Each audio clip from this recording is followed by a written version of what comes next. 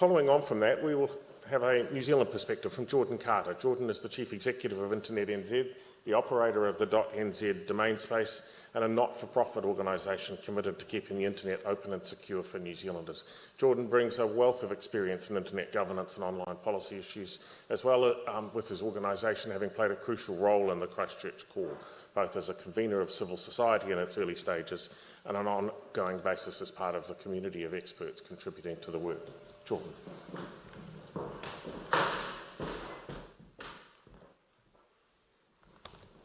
Ooh, big audience. Kia ora koutou katoa, ko Jordan Carter tōku ingoa, and assalamu alaikum.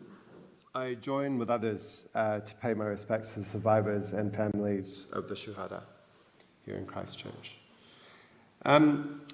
I've found this whole seminar, Hui, so far incredibly thought-provoking, so I want to start off with a couple of general comments and then get into some nitty-gritty, bearing in mind that I want to hear from you, and we're well over time with our speakers already, so I don't know how I'll juggle that. But thank you for all the perspectives that have been shared.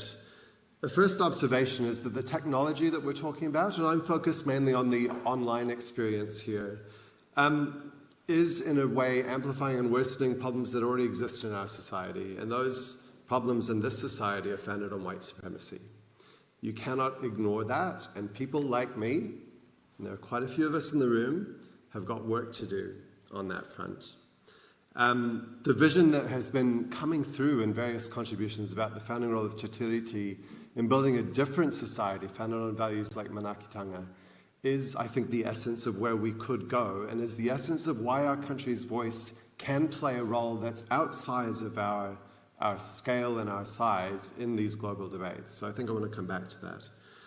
And it follows there that doing policy and doing this work has to involve dialogue like this and the deep listening that was spoken of yesterday. Everyone here probably has been part of a normal policy process.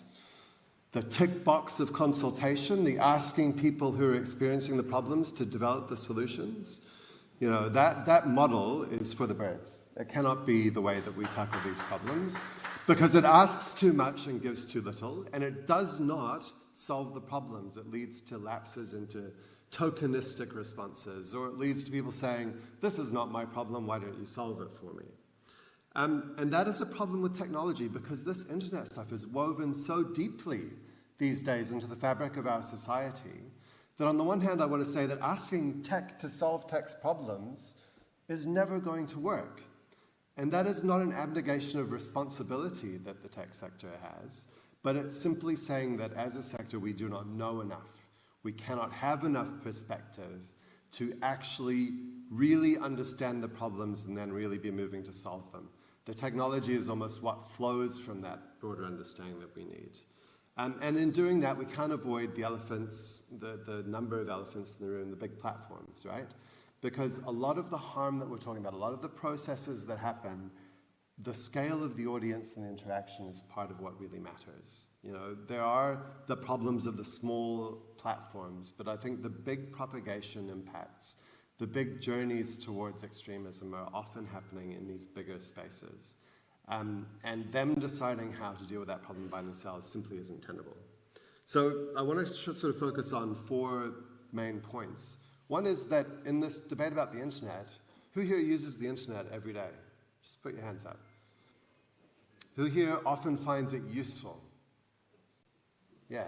This is the dilemma, right? This is an amazingly powerful set of technologies and communications. And the work we need to do is hard precisely because we want to protect those opportunities and good points and mitigate the harms. The old days of, oh, the tech is just the tech, you know, what people do with it, it doesn't matter, is well past its use-by date.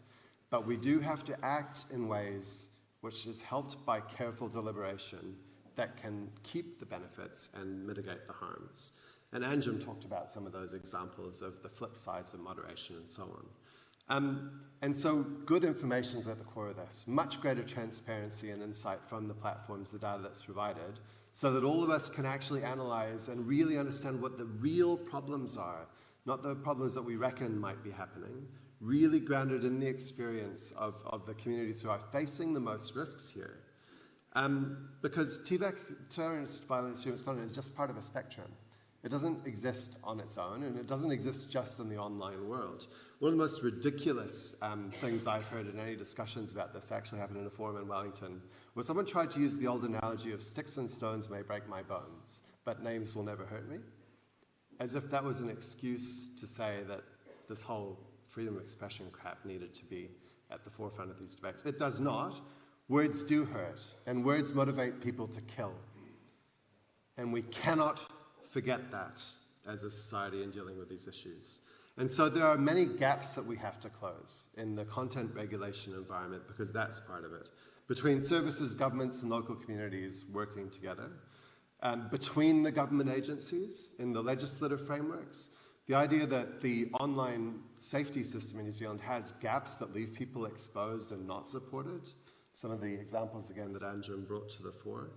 The fact that content moderation is often done either by algorithms or by people who are simply not here. If we're going to have moderation, we need people here in our society, in our context, making those decisions. And deciding where responsibility lies for the content that's put on these platforms. When are we responsible as individuals for what we post? When is it moving into the publication or media environment? And it isn't just about content. You know, there's the whole, and it isn't just about content and regulation. The question of amplification and distribution is essential. The creation of good information that people can trust and the counter-narratives that we need.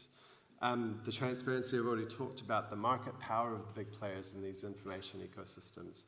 All of this needs to be on the table, because you can't solve the big picture by just focusing on the regulatory side of things. And I want to come back to that point, that this has to be grounded in the experience of people who are facing the biggest challenges here.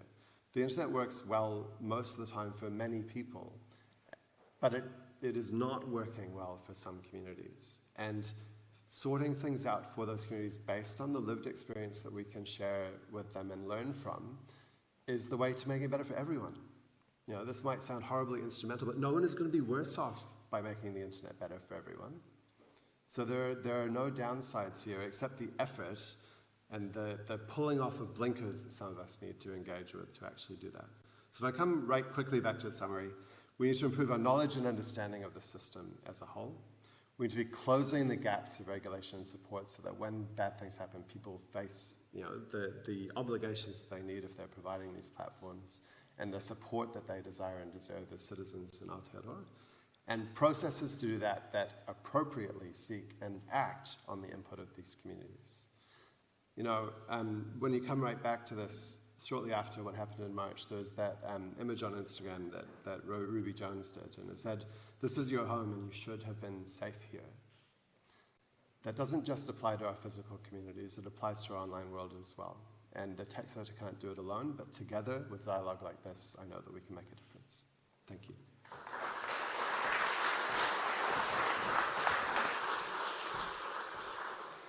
Thank you, Jordan. Our last speaker this morning is Kate Hanna. Kate's the project lead for the Disinformation Project at Te Punaha Matatini, a research centre devoted to the study of complex systems, and we've already seen a very good graphic description of what a complex system looks like from Sanjana. She's also been engaged as a New Zealand contributor to the Global Partnership on Artificial Intelligence, and as a humanities scholar working in Auckland University's physics department. Grabbing those two things and holding them together is actually really interesting for this work. Kate's work has great resonance with the complexity that we see in society and the internet.